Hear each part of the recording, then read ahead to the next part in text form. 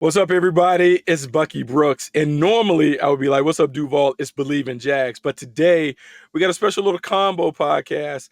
Believe in Jaguars, Believe in Lions. Got my guy Glover Quin, longtime NFL player, guy who is the pride of the Lions. We're going to talk about a few things coming off the heels of that shellacking that the Lions put on the Jaguars, 52-6. And I would say that the score doesn't even indicate how lopsided that game was.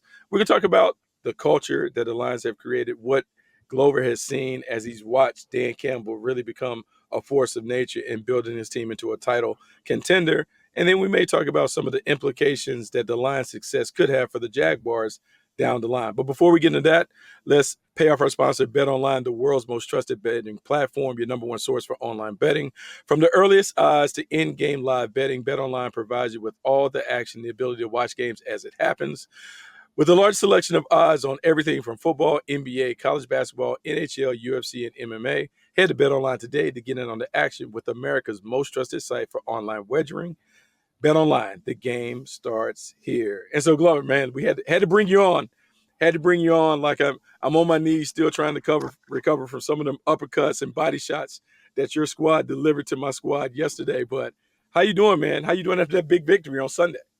Man, I'm doing great. It was fun to watch. Definitely one of those games that you're watching from start to finish, and you're just in complete amazement at how they're playing, and seeing it from a player standpoint and now a former player standpoint. It was a beautiful thing to see. Now, from a player standpoint, because I don't know if you've been involved in games like that where early in the game you just kind of know that, hey, we're imposing our will. We said this is what we want to do from the jump. Dan Campbell's post game speech, he talked about it. Hey, guys, we talked about how we wanted to play this, and you guys were able to do it. Talk a little bit about what you saw when you feel like you're the superior team and you play like it for 60 minutes.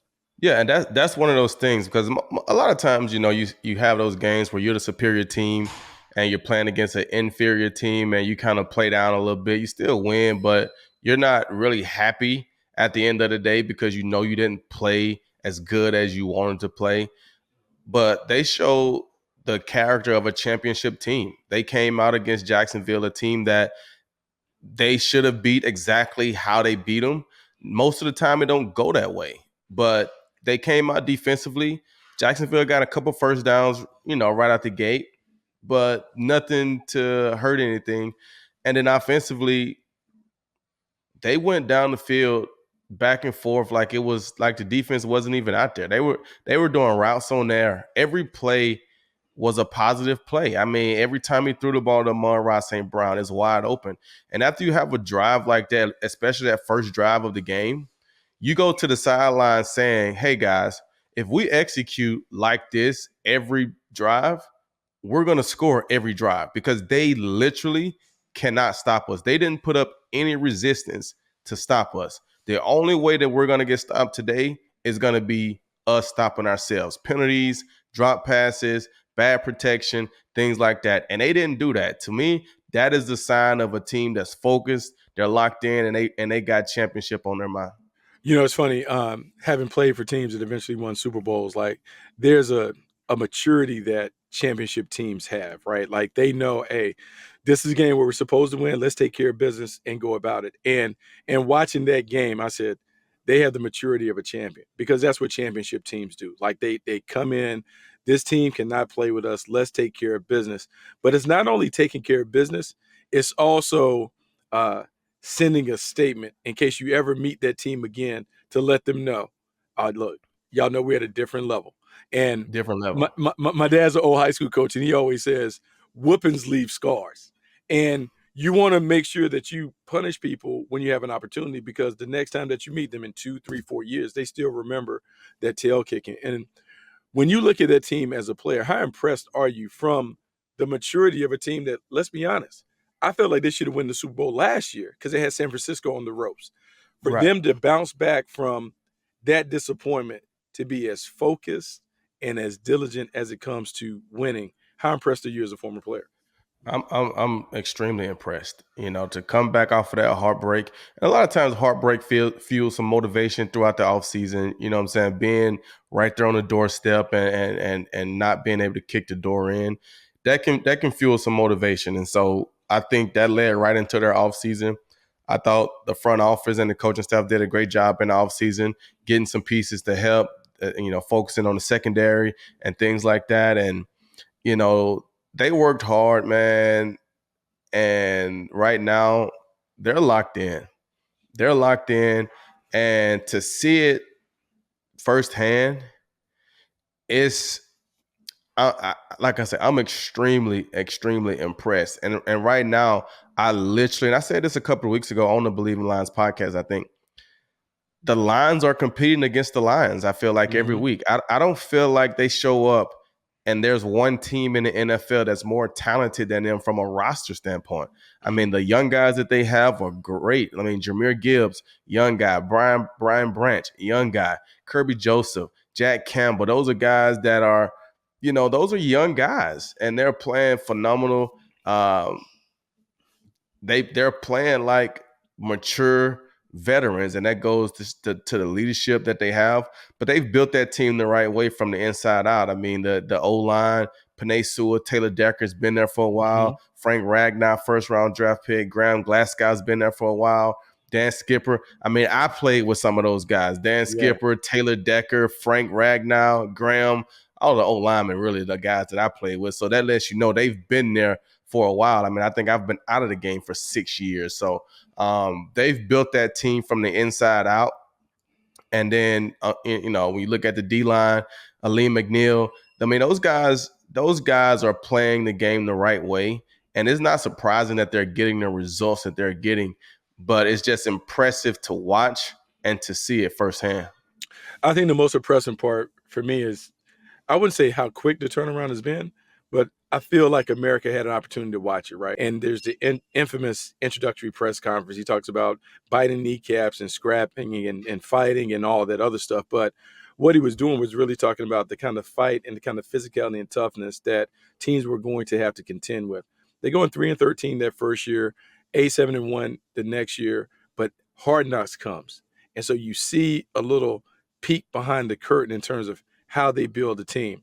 Look, man, I played for a lot of old school coaches. The 40 up downs that you got to pay in to be on the defense, that's a little different, but it's kind of part of the aura that they've created.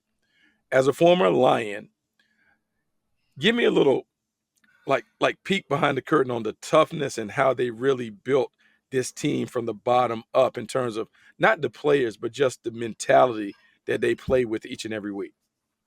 Yeah, I think, what they've built, um, is really the essence of Detroit. It's really the essence of Detroit. It's a hardworking blue collar city, um, gritty, all those things. And I think Dan Campbell came in, understood that, but Dan Campbell played for Detroit. Mm-hmm. He had a brief stint in Detroit. So I think he understood and knows what it's like to be there, has a feel for the city. And I think a lot of times these coaches don't have a feel for the city Mm-hmm. and how the team coincides with the city. And I think, when I was there, we had Jim Caldwell, Yeah. who had some ties to Michigan and Detroit, and the way things were out there. And we tried to embody that, and we started to build something that was a little different than what it had been in Detroit. And then Matt Patricia came in and had no ties to Detroit Mm-hmm. whatsoever, and he didn't understand the culture there. Mm-hmm. And I think that's why it went downhill for a lot of years, for a few years, 3 or 4 years. And then Dan Campbell came back, and from the very beginning, he represented what the Detroit culture is. This chip on our shoulder, you know, biting kneecaps, scratching, fighting, clawing for every bit of respect that we could get. And they've built a team that way. and they got a huge chip on their shoulder, and they're just going out each and every week and playing against themselves, and they're representing the city. The fans have came out and Mm-hmm. turned Ford Field into one of the toughest places to play. Yeah. Even when they travel on the road now, it's like filled with Lions fans. And so they're excited in the city. They finally got a team that's getting some national respect that they can get behind. And it's a beautiful thing out there. They've transformed the city. Downtown in Detroit is just it's a Yeah. beautiful sight now. Like, it's a totally different vibe out there. And so they've done a really good job from the fans perspective, from the the city, and the team is just the icing on the cake. And so right now, I think it's a lot of fueling those guys, and they just got to keep it going. It's funny because I've always been a believer that the team has to reflect the essence of the city. That you can't go to Detroit and be a soft finesse team because that's not necessarily what the city's built on. The city, with all the automotive industry kind of being centered there for a long time, is built on that toughness, that blue collar demeanor. And that's and when I look at this team, you talked about how I say well constructed this team is.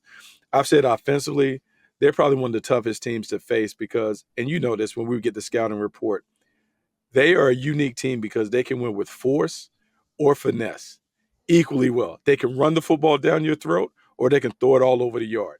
And from a defensive standpoint, that's hard to contend with when a team can do both and they can do them really, really well and really efficiently. Talk about the challenge of facing a Detroit Lions offense that is so well constructed and so balanced with so many different stars at every position. Man, I mean, like you say, everywhere you look, they got guys, and I wouldn't even sit here and say that they have the superstar guy, but they got a great group committee wise. Jared Goff, Amon-Ra St. Brown. I mean, Sam Laporta didn't even play on Sunday, right? But you got a tight end, Jamison Williams, the two running backs. I mean, those guys, like you said, they could beat you with anything. They could beat you with force. They can line up with that O line and David Montgomery and just pound the ball right down the field. And then they can come right back with Jahmyr Gibbs. I mean, Jahmyr Gibbs caught a pass out the backfield yesterday, and he literally looked like Sonic running down the He sideline. is so Like, he fast, looked man. like he was running So so fast. fast. It was like, wow, right? So, I mean, to have that ability to be able to control a game however you need to control it. If you need to run it, you can run it. If you need to throw it, you can throw it. Having Jamison Williams, he gives you that big play threat, right? For a long time, without having him, it was always a long, methodical drive, right? Mhm. A lot of control. Now you throw it to Jamison Williams on a dig right across the middle, and he catches it and takes it for 64 yards for a touchdown. We've seen passes early in the season of him going 60 plus yards for a touchdown. Once you have that type of dynamic to an offense, and you have Amon-Ra St. Brown and Sam Laporta and the tight ends that can control the intermediate game, and you have David Montgomery out of the backfield, you got Jahmyr Gibbs in the backfield, and you got Jared Goff, who outside of the Houston game has really not turned the ball Mhm. over much. He's really played a really good game. And it takes a really good person to be able to distribute the ball to all those guys. But it also takes those guys buying into the system to understand that, hey, you may not get as many balls every game, but we're going to find a way to get you involved some kind of way, help your teammates out. The receivers block as good as any receivers I've seen. They're all in. Nobody seems to be jealous or envious of another Mhm. teammate having success. And when you have that type of rapport with your teammates, it really helps on the field. I don't know if people realize how Mhm. much it helps, but when you're out there and you feel like you're playing for your brother as opposed to just playing for a coworker, it's a totally different feeling. It's so funny that you talk about that. You talk about like the brotherhood and the bond that they share. When I'm looking at the team and I'm standing on the sideline, I'm watching the game and I'm looking at some of the players, and we say this all the time in the locker room. Such and such is a dog. And I found myself looking at the roster and just, oh, he's a dog, and oh, that's a dog. Oh, Panay Sewell, he's a dog, and oh, Jameer got Gibbs, and they got dog in him, and Amon-Ra, oh, he's a dog. Um, Talk about that, Five, because I think a lot of times people hear people use the term dog, but as a player, what does that term mean to you when you say, hey man, we're gonna fill our locker room with a bunch of dogs? I mean, to me, when you say a dog, it's a guy that is hard nosed, but also willing to do whatever it takes. You know, you have guys who are, I don't want to use the easy word and say prima donna, but they're just out there playing for themselves. They're not willing to do the dirty work that it takes to win. They're not willing to do the things that don't necessarily show up on the stat sheet. They're all about stats. They want to get their catches, or they want to get their carries, or they want to get whatever. They're not willing to stick their nose in there and block somebody. They're not willing to be a decoy on the play so somebody else. They're not willing to hustle 60, 70 yards down the field to throw a block to spring him for a touchdown or get on the fumble that happens at the end. They're not willing to do those things. They're not willing to fight. They just want it to be easy. And when you have dogs, you go out each and every day hunting, ready to fight. You're practicing every single day. Is not a nasty competitiveness, but we're competitive. We're competing. We're holding each other to a higher standard, and we're willing to do whatever it takes. Whatever it takes for us to win, that's what we're willing to do. And I think when you have a lot of teams like that, a lot of players like that, that oh, this guy right here, he's not afraid to jump on that hand grenade. He's not afraid to stick his nose in there when we need him to stick. He's not afraid to do whatever it takes to get it done. You have something special, and it bleeds over into guys, because sometimes you have guys who may be a little timid, but then when they see the big dog in front, oh, they got a little more confidence about themselves. It bleeds over into the team, and now you start to raise these other kids who may not have as much in them as a young kid, but then they start to grow. Their confidence gets high, and it's a beautiful thing. It is a beautiful thing, and you talked about that because we always talk about peer pressure can bring out some of that. So everyone doesn't have to have it, but when you're in that huddle, if it's 11 guys and 10 of them got that dog, you can't be the one that doesn't You have it. can't be So the one. you begin to fake it till you make it. And looking at that, I'm gonna tell you, man, their defense, watching that defense and the young boys that you're talking about playing, Brian Branch, when he comes downhill, man, he is coming to hit with bad intentions. Kirby Yes. Joseph showing up, Terrion Arnold, and some of those other guys. Give me a little. This defense. This defense has really improved leaps and bounds under Aaron Glenn. What is it about this defense that you're seeing that is allowing them to play so well? I mean, I feel like the thing that we're seeing, honestly, from on both sides of the ball is the consistency. That's what I think you're seeing the most of. Dan Campbell, they started out slow, right? We talked about 3-13. I think the next season they started out like 1 and something, or they didn't start out great. They kind of got it going throughout the course of the season, but they didn't start out great.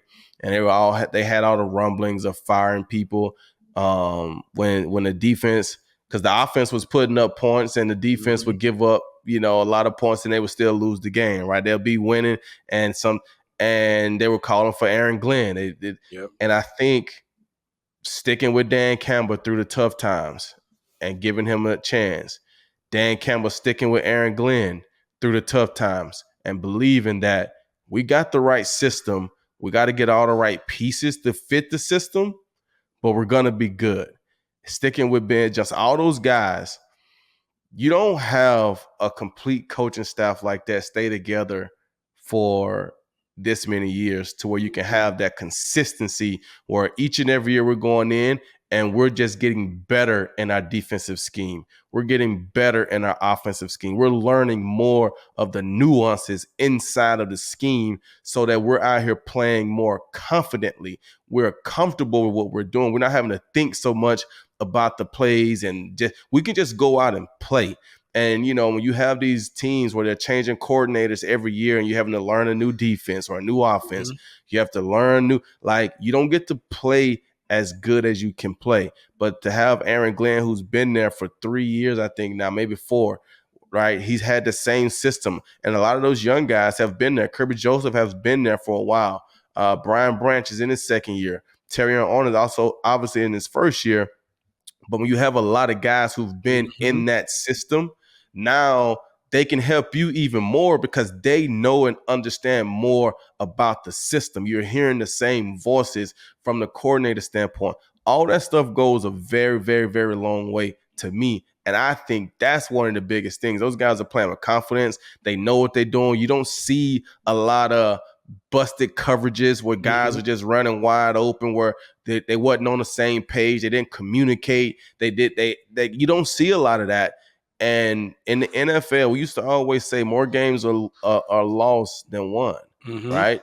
You don't see the Lions beating themselves very much from a defensive standpoint or an offensive standpoint. All right, so now I'm gonna ask you about some guys that are of interest to the Jacksonville Jaguars because you kind of mentioned both of their names. You talked about the consistency, and one of the reasons they're so consistent on offense is because Ben Johnson turned down head coaching jobs to come back to the Lions as a coordinator. Give me a little insight on the whiz kid, the play calling genius that is Ben Johnson. Why is he so good? Why has it worked so well in Detroit for him? You know, I'm gonna have to be completely honest. I don't even know a lot about Ben Johnson. I've never talked to him. I've only got to watch him as a player, as a former player. And the thing that I see is he's creative. Um, he coaches confidently, and I think that comes from Dan Campbell. To be able to pull out all of these trick plays, you Oh see hook and ladders. yeah, I mean, they run a hook and ladder yesterday to Jamison Williams, yeah, and Jamison comes from the opposite side of the field. yeah, Like, who runs a crossing route into a hook and ladder? yeah, We've seen a hook and ladder to Panay Sewell. Like, first of all, when you can be creative like that, you have to have the buy-in from your head coach yeah. to feel confident that you can call those plays and he got your back.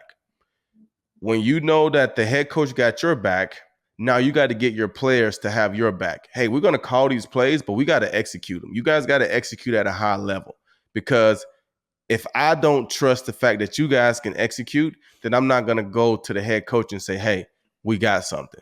And so I think just what you're seeing is a creative young mind of football who has a lot of talent and he got the trust of the head coach. And so his play calling and everything is really getting to flourish on a large scale. Outside of that, I don't know a lot about him. I remember last year receiving questions about him as a head coaching candidate and things like that. And I just, this is just all I say. I don't know, but I do know everybody that's a great coordinator doesn't make them a great head coach. Yeah. It's a lot more things that you have to deal with from a head coaching standpoint as opposed to a coordinator standpoint. When you only have to focus on your offense, then that's one thing. When you got to worry about a whole team and the organization, and like it's a little different. Everybody is not a head coach, right? And everybody's not a coordinator. Dan Campbell is a perfect head coach. Ben Johnson seems like a perfect coordinator. And so they've had success, and I will hope that they will continue to keep it that way. So the Lions may have to come out a little more money to keep Ben, I think they're but okay with that. I think they I may be think they're okay with okay with that. I think they may be okay with that. Then let's talk on the other side because, like, look, man, there's always a special connection for me as a former player, and maybe you had the same thing. Man, playing for former players can be a little different, right? Because one of the first things that we always did is when you got into the room and you try to figure out who your coach was, you look in the media guide to kind of read, all right, who's this dude? What's in his bio? So Aaron Glenn being the defensive coordinator, what do you see when you look at AG and what he's done, not only with the defense, but how he has grown as a coach throughout his time with Detroit?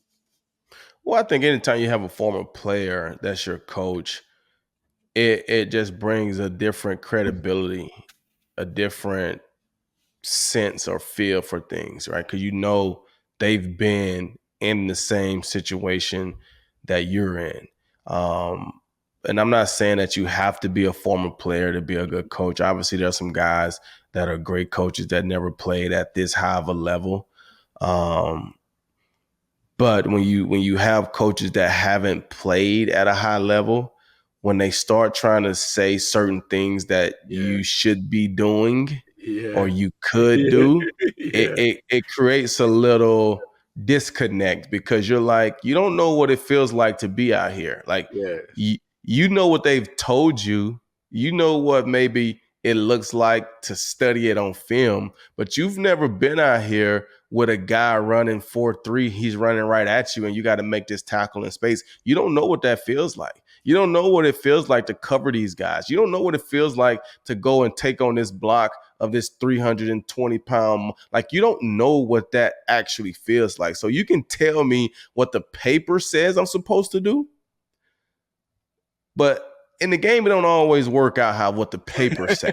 And so when you have a guy that's played the game, they understand, what it's like out there. They understand the things that you're dealing with. They understand the things that you're going through. They understand all those things. And so I think when you have that, it just helps you connect with him more. You feel like you can talk with them more about things. They understand things a little different. And that probably helps them call plays because, like for me, when I was playing, I started out as a corner and I Mm-hmm. played the nickel and then I moved to safety.